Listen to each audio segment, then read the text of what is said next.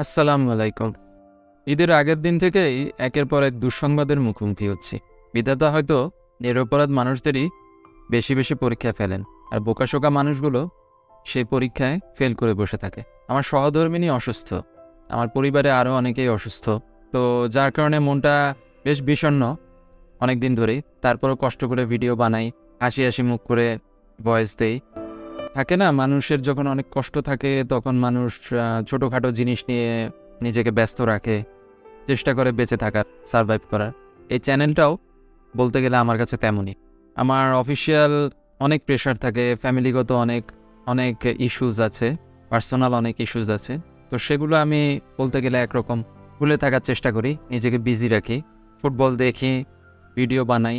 ভিডিওগুলো আসলে আমি নিজেও বুঝি তেমন একটা ভালো কিছু না, ভ্যালুয়েবল কিছু না, তারপরও চেষ্টা করি আর কি।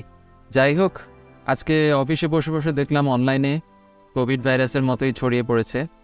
মেসি আল হিলালের সাথে ভার্বাল অ্যাগ্রিমেন্ট করে ফেলেছে, বুস্কেটস জাভিকে বাই বাই বলে দিয়েছে, সার্জিও রবার্টো নেক্সট সিজন থেকে বার্সার মেইন ক্যাপ্টেন, ইত্যাদি ইত্যাদি। কি বলবো কি লিখবো কিছুই বুঝতে পারতেছি না। আমার প্রতিটা ভিডিওতে আগে স্ক্রিপ্ট বানাই, অনেক কষ্ট করে নিজে লিখে টাইপ করে স্ক্রিপ্ট বানাই, তারপরে ভয়েস দেই, তারপরে আপলোড করি, এর আগে এডিটিং করি। আর ভয়েস দিতে গেলেও অনেক অনেক পেইন নিতে হয়, কারণ আমার বাসাটা হচ্ছে রাস্তার পাশে।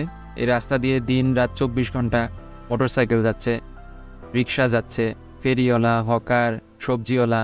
রাতের বেলা বলতে গেলে পুরোটা রাত, মাসের মধ্যে 15 দিন ট্রাক যায়, কনস্ট্রাকশনের ওয়ার্ক চলে।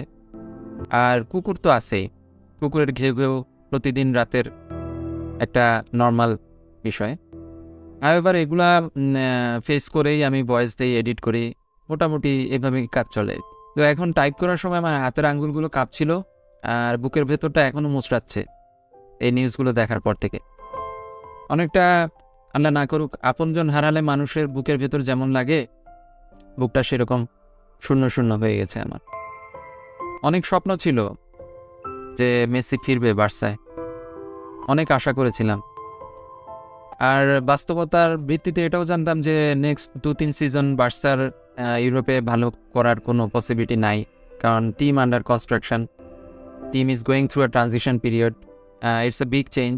একটা জেনারেশন চলে যাচ্ছে একটা টিম থেকে, নতুন একটা জেনারেশন ইন করেছে।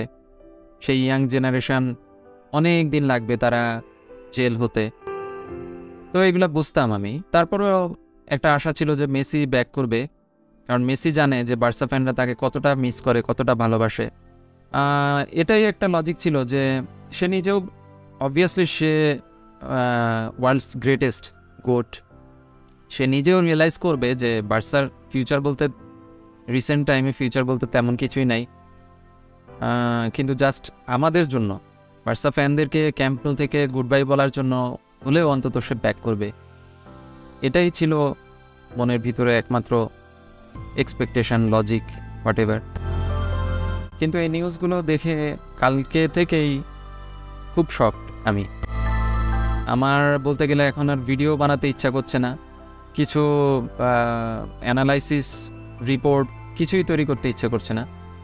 একটা কথা আছে না যে ভালোবাসলে কষ্ট পেতে হয়, সেরকমই আর কি, ভালোবেসে কষ্টই পেয়ে গেলাম।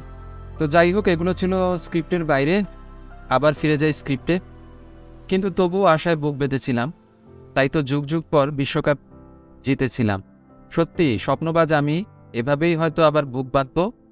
এই পেদ্রি, গাভি, লামিন ইয়ামাল এরাই হয়তো একদিন আমাদের চ্যাম্পিয়ন্স লিগ জেতাবে।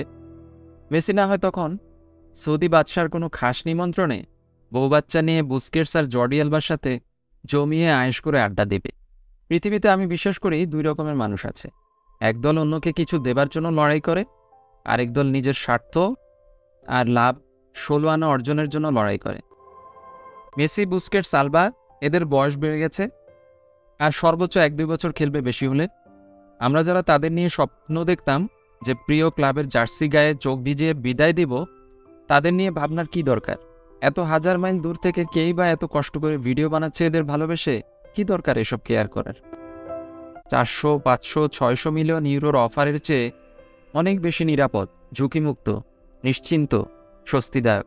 কি দরকার নেক্সট সিজনে রিয়াল মাদ্রিদ অথবা ম্যান সিটি অথবা বায়ার্ন, লিভারপুল নিয়ে এত প্রেশার নেয়ার? আবার যদি 8-0 4-0 গোল খেয়ে বসি, এসব ভাবনাই হয়তো তাদের হৃদয়ের ভিতরে, মনের ভিতরে, ব্রেনের ভিতর দিয়ে গেছে। কেউ বুক চিতিয়ে লড়াই করে যুদ্ধে হেরে যায়, শত্রুপক্ষের গুলিতে বুক পেতে দেয় বীরের বেশে, নিশ্চিত মৃত্যু জেনেও ময়দান ছেড়ে যায় না। তাদেরকেই মানুষ আজীবন স্মরণ করে। এই ভিডিওটা শুনতে কেমন লাগবে জানি না। এই ভিডিওটা আমার এডিট করারও ইচ্ছা নেই। আমি এই ভয়েস দিয়ে রেকর্ড করার পরে এটাকে আমি প্রায় সময় 2-3 বার করে ভয়েস দেই। পারফেক্ট না হলে আমি সেটা কেটে দেই, ডিলিট করে দিই, আবার নতুন করে ভয়েস দেই, এডিট করি। কিন্তু আমার মনের মধ্যে এতটুকু শক্তি নাই যে এই ভয়েসটাকে আমি আবার এডিট করে মোটামুটি একটা প্রেজেন্টেবল বইতে আমি আপনাদেরকে দেব। আমি আসলে সেই শক্তিটাই পাচ্ছি না। যেরকমই হোক, যাই হোক, আমি এভাবেই দিয়ে দিব। সো আমার এই অপরাধ বা এই দৈন্যতা ক্ষমা সুন্দর দৃষ্টিতে দেখবেন। আবার ফিরে যাচ্ছি আমার স্ক্রিপ্টে। কেউ বুক চিতিয়ে লড়াই করে যুদ্ধে হেরে যায়, শত্রুপক্ষের গুলিতে বুক পেতে দেয় বীরের বেশে, নিশ্চিত মৃত্যু জেনেও ময়দান ছেড়ে যায় না। তাদেরকেই মানুষ আজীবন স্মরণ করে। আর কেউ চোরা অলিগলি খুঁজে নিয়ে নীরবে রাতের আধারে পালিয়ে যায়, নিশ্চিত নিরাপদ সেফ এক্সিট নেয়, রেখে যায় নিজের জন্য একরাশ লজ্জা, অসম্মান। আর কেউ তাদের জন্য চোখের জল ফেলে না, ছ্যাপ ফেলে, ছ্যাপ, থুতু ফেলে। সেদিন যখন একটা ভিডিওতে বলেছিলাম মেসিও প্রমাণ করবে সে মানুষ, এটা আমি ভাবতেই পারিনি। হ্যাঁ, সেটাই সে প্রমাণ করল। এই লাপোর্তা হয়তো তাকে দল থেকে বের করে দিয়ে বিরাট এক অপমান করেছিল, সেই অপমান হয়তো সে ভুলতে পারেনি। সেই প্রতিশোধই নেয়ার জন্য সে বুস্কেটস, আলবা এদের সাথে এক দল বেঁধে, জোট বেঁধে সাই করে বিমানে করে সৌদি আরব চলে যাচ্ছে। কিন্তু সে একটুও ভাবল না তার জন্য যে লাখ লাখ ভক্ত, কোটি কোটি ভক্ত রাত জেগে বাংলাদেশে বসে বসে খেলা দেখে, কিছুই পায় না। না একটা আইসক্রিম পায়, না একটা লজেন্স পায়, না একটা লিগ শিরোপা জেতার পরে 2টা মিষ্টি পায়, কিছুই পায় না। শুধু বুকের মধ্যে এই একটা শান্তি যে তারা কাপ নিয়ে উল্লাস করেছে, ফটো সেশন করেছে, বার্সা লিগ শিরোপা জিততে যাচ্ছে। এগুলো তাদের কেয়ার করার কোনো প্রয়োজন নাই। কিছুদিন আগে বার্সায় এসে একসাথে ডিনার করেছিল মেসি, বুস্কেটস আর জর্ডি আলবা। সিদ্ধান্তটা হয়তো সেখানেই নেওয়া হয়ে গিয়েছিল। তারা ভেবেছিল কি দরকার এই বুড়ো বয়সে এইসব লক্ষ কোটি ভক্তদের জন্য মাঠে নিজের সবটুকু ঢেলে দেবার। এর চেয়ে লা লিগা শিরোপা জেতা হয়ে গেছে, বিশ্বকাপ জেতা হয়ে গেছে, এবার চল ভাই বাড়ি চল, গিয়ে বিরিয়ানি খেয়ে দে ঘুম। সৌদি বাদশাহ বসে আছেন, রাতে জম্পেশ ডিনার হবে, দুম্বা, উট, কত কিছুর বারবিকিউ, লেগ রোস্ট, রেজালা, আরও কত কি। Shame on you, shame on you. You all are hypocrite. We will never remember you as warriors of Barcelona.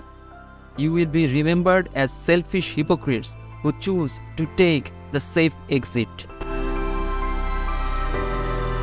সবাই ভালো থাকবেন, সুস্থ থাকবেন। Take care. আল্লাহ হাফিজ।